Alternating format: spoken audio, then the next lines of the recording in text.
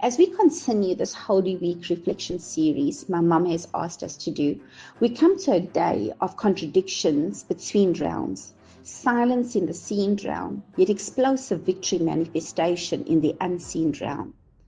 The evening before today, Joseph of Arimathea, a wealthy and respected member of the Sanhedrin, who was a secret disciple of Jesus, had approached Pilate and asked him for Jesus' body. Joseph had taken the body, wrapped it in clean linen, and placed it in his tomb.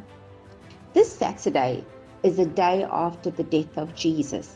Like most days after a death, the day brings grief, confusion, disbelief, and an air that carries an uncomfortable stillness.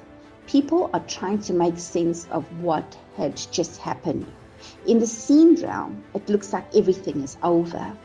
But in the unseen realm, there is an explosive hive of activity taking place since Jesus took his last breath. Although Jesus' body is in the tomb in the seen realm, in the unseen realm, Jesus has descended into Hades to confront the full power of darkness. We understand the depth of this moment, that when it looks like nothing is happening, God is still working.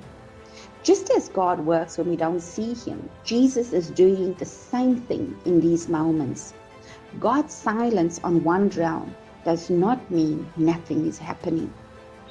Jesus descends into Hades to enforce the victory he has secured on the cross. He disarms the powers and authorities, and he makes a public spectacle of them, triumphing over them by the cross. Jesus conquered death, and he takes the keys of death and hell. Jesus is our prototype, divine and human. From this victory, it is now our purpose to enforce the enemy's defeat.